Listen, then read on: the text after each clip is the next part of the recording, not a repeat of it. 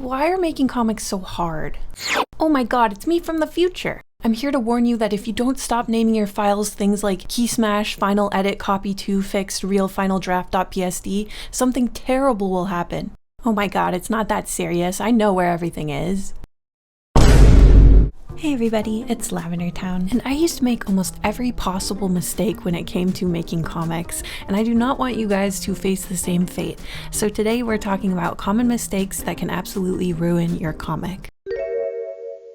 If you're anything like me, when you get your comic idea, it's usually a scramble of characters, scenes, visuals, and hype moments.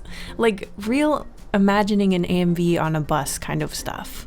This is the point at which I really recommend identifying what the hook for your story is.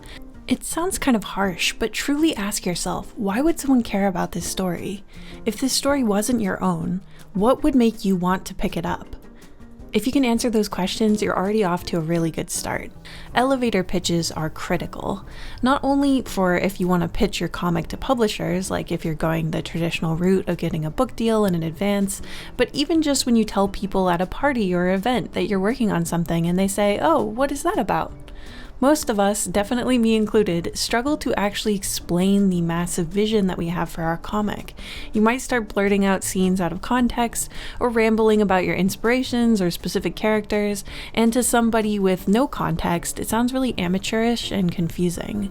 I remember once when I was working at a bookstore up in Calgary where I went to art school, someone at the store asked me about my projects, and I started trying to tell them about Unfamiliar, but I ended up just yapping about this shape language differences between the characters, which definitely didn't help this stranger understand anything about the comic. It's really easy to get flustered when you actually have a chance to talk about your project, so it helps so much to have something prepared. Not only that, but if you understand what the real core appeal of your story is, you can return to it yourself when you're facing moments of doubt or confusion about what the heck you're trying to make. It may seem unnecessary when you're at the start of your project and you're feeling super inspired, but big comic projects can take years of slow, hard work. And at least I find that once you're in the monotonous parts of the work several months in, a condensed and exciting version of your story stripped down can really help keep you on track and remind you of what you were originally going for. You should ideally have written down a 1 to 2 sentence version, a longer, more back of the book kind of blurb, and a secret skeleton outline that hits all the major things that you plan on happening in the story. I find that for me, once I have these 3 things, I don't need too much more scripting, and having the first 2 ready to fill in on places like Webtoon or Tapas or wherever you're hosting the thing if it's a webcomic is just convenient as well. Speaking of the monotony of working on a comic, does it actually have to be a monotonous crawl? Well, sometimes yes, but also there are ways to make the whole process more fun and less difficult, and sometimes it can be hard to see the ways that you're slowing yourself down and ruining your own enjoyment of the project. And this is really serious, because for a lot of people, their comic gets dropped and left unfinished because they've used up all their stores of motivation on it. Your ease and enjoyment of the creation process can be life or death for the project. For me, one of the worst ways that I sabotaged myself was through a series of horrible workflow flops. When working on comics in the past, I would do all the steps of the comic, from the thumbnailing up to the coloring, 1 page at a time. So right when I was getting in the flow of doing the composition or the sketching or the inking or the coloring is right when I would have to switch to a totally different set of skills. Between pages, continuity errors in coloring and character details were constant. I would repeatedly lose track of light sources by the time I was shading the next page because hours of work separated the 2 pages coloring. This is why a lot of comic artists do these steps in batches. I didn't think it would make that much of a difference, but once I started doing the panels, bubbles, sketching, and inking in large batches of pages, I discovered that not only was it faster, it was also significantly more enjoyable. How many pages you tackle at a time will depend on what works best for you. I found that doing 5 to 10 at a time worked well for me, but one thing I will never do is go back to doing only 1 at a time again. Another thing I highly recommend now is locking in your color palette and saving it inside your digital drawing program. If you're working in black and white, you can also save your gray tones this way as well. I used to go to the previous page and painstakingly use the eyedropper tool to try to keep the colors somewhat consistent, and this is actually maybe the least efficient way I possibly could have done it. I'm annoyed even thinking about it just now. I also used to upload a page pretty much as soon as it was finished. I never had much of a buffer, and this locked in any mistakes right away by releasing the pages so rapidly after completing them. Sometimes I would find myself wishing I could change things that I no longer could because that decision had already been revealed to the public. I recommend always trying to leave a buffer before you upload your pages, not only so that you can find and fix mistakes, but also so that you have an easier time keeping a consistent upload schedule, because then you have a little cushion of pages for when you get sick or need an unexpected break. Imagine for a moment that your dream comes true. Your comic has picked up the interest of a publisher. All that hard work, putting your work into the world, it's paying off, and now all you need to do is send the original files to the publisher to start formatting them for print. Only, where actually are those first 50 pages? You made them split between 3 different computers like 2 years ago. And why are a lot of the pages stacked inside the same PSD file? Why are there 3 different versions of the same page, and one of them is corrupted, and half of the text is rasterized and can't be edited anymore? And, well, you guys get the idea. This is quite literally the experience I had with Unfamiliar. It took weeks of work and a couple of miracles to even get Volume 1 sorted because I was so freaking sloppy at the start of the project. I actually had to recover like 35 pages from a batched PSD that corrupted because there were like hundreds of layers in there. If I hadn't been able to do that file recovery, I would have had to redraw them, which would have taken so much unnecessary work. This is one mistake I seriously did not want to repeat, so I had a pretty strict system for organization that I made at the start of Threefold. There's actually 2 types of organization that I do, one of which is the admin stuff for future me so that I don't have trouble finding files after the project is done, and the organization that I did to make the process of making the comic more fun and productive. Here are the key things I knew I needed to do and personally recommend. The first was to break my habit of naming my files dumb stuff, like no more keysmash.psg, and also no more version 2 final real fixed final copy. I made a system of folders with things like related sketchbook pages, concept art, references, covers, and marketing, which covers any like banners, book spine designs, icons, or other images you need to host it online, and of course a folder for the pages. I kept these folders backed up in 2 places, one on the cloud, I use Dropbox but you can use whatever works for you, as well as on my own computer. I made sure that as soon as a page is complete, that it is named its page number and snugly inside its correct folder. For the second type of organization, I used Milanote, and while yes, this section is sponsored, I was using it for this long before the sponsorship was set up. I did not set this board up for the sponsorship. This is actually how I've been keeping all my stuff together, hence why I had to censor a bunch of spoilers. So let me take you into my enormous system for keeping the visual stuff organized during the creation process. So first is the main bit where you can kind of see everything. This looks chaotic, but this is how I like it. First, you can see I have themes up at the top, alongside some images that just kind of fit the mood I had in mind for the comic. I have a couple color swatches as well. This page I almost use like a menu to get to more specific sections. Down here, we have my character boards. Every major character I made a board for, and they all have different stuff inside.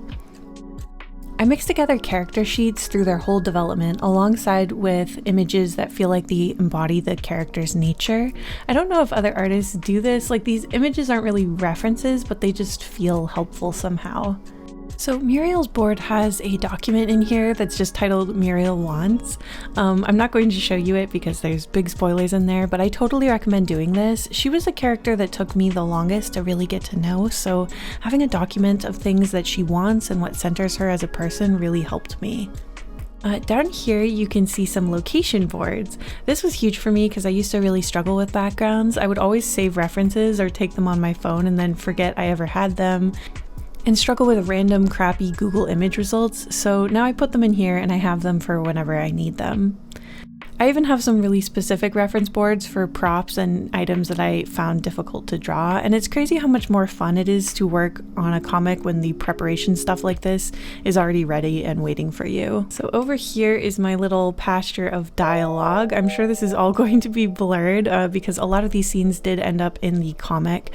Oftentimes with really specific scenes, I would get all of this dialogue all at once at an inopportune time when I wasn't working, so I would just open the app and then like type this out, all this dialogue, and then it was here ready for me when I actually got to that scene. Okay, now these two boards were open on my computer almost every day I was working on this comic. The one over here is just called Pages. It's where I put all the thumbnails in order so I could see how the story was flowing together. They're really messy and small, so I feel like I can safely show you a lot of these because it's really hard to tell what's going on. But because I drew them, I could read through the entire comic from a really early stage, and that was so helpful because it saved me so much time when previously when I'd worked on comics, I hadn't realized that there were like flow issues or continuity errors until it was way too late, until I was like inking or coloring said page, and by that point like that's a lot of work to undo. Whereas when it's still in this format, when it's so small and so early, if you notice anything that's not reading correctly, it's really simple to fix up, and you can kind of basically prevent yourself from having to undo a bunch of stuff or be unhappy with the flow. So in here is where I put finalized pages. I would put them in here as soon as they were inked, and then also update them as soon as they got colored. I really got hooked on Milanote for my comic projects and any sort of visual projects because it's just so easy to drag and drop photos from all over the web, as well as put in things like to-do lists and sketches and little notes and documents. The fact that you can just put all of those in and place them wherever you want on this like dot grid is just so incredibly convenient. So I find myself using it for planning a variety of projects. I used to be really into like trying to do this in Word documents or other word processors, and constantly fighting the photos and the text and nothing ever like aligning properly would actually make me insane. So that's kind of the reason that I got so into using Milanote for my organizational stuff for comics and why I recommend it. At the very bottom of the main page, you can see this is the first ever page, kind of test page that I did when I was coming up with this idea. And I love having this on here so that I can kind of remember how far this whole thing has come.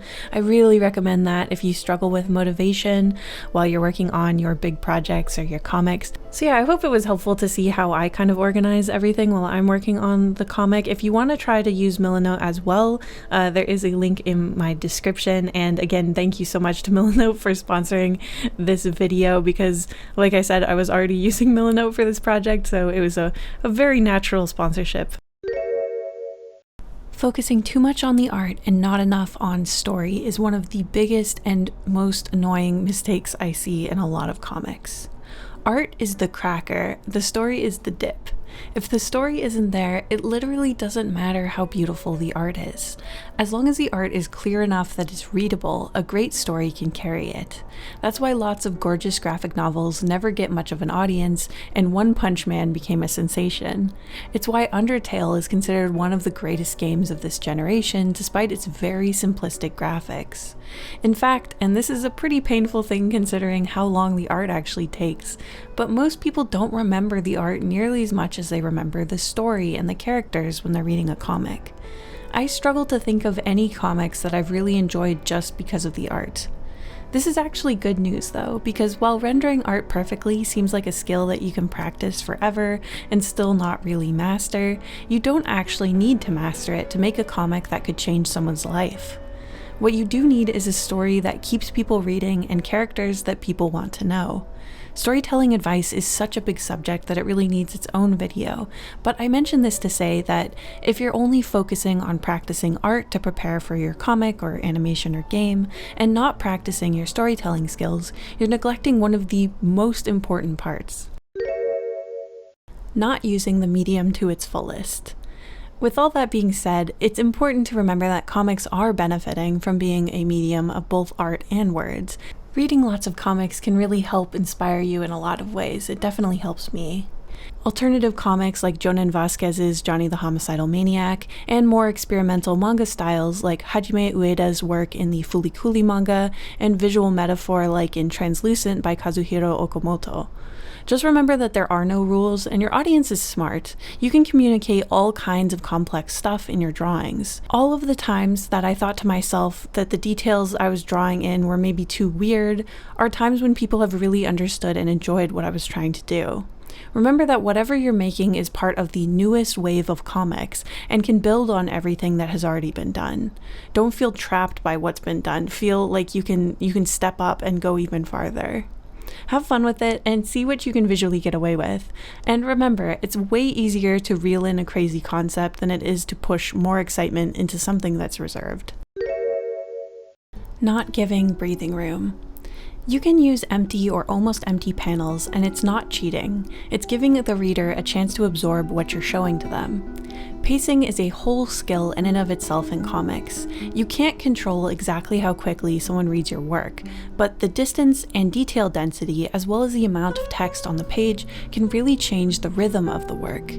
I definitely used to feel that I had to pack in as much as possible into every page, but in reality, doing that can actually diminish the reader's ability to absorb and enjoy all that hard work that you're putting in.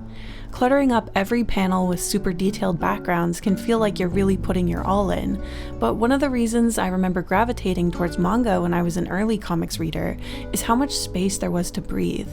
Where a lot of the superhero floppies I had attempted and failed to read had overwhelmed me, the simpler and slower pace of manga pages pulled me in. Just because it's more work to add in tons of detail doesn't mean you end up with a better end result, so give both yourself and your reader some space to rest. This mistake was left till the end because it is kind of the biggest and most important one to talk about, and the one I was most guilty of until recently, and that's not finishing. Not committing to the project that you want to make.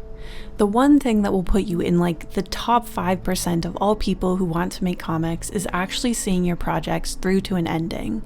It is incredibly difficult to actually finish a comic, and if you're able to even create a one-shot and complete it to a readable state, you're already in a really great spot.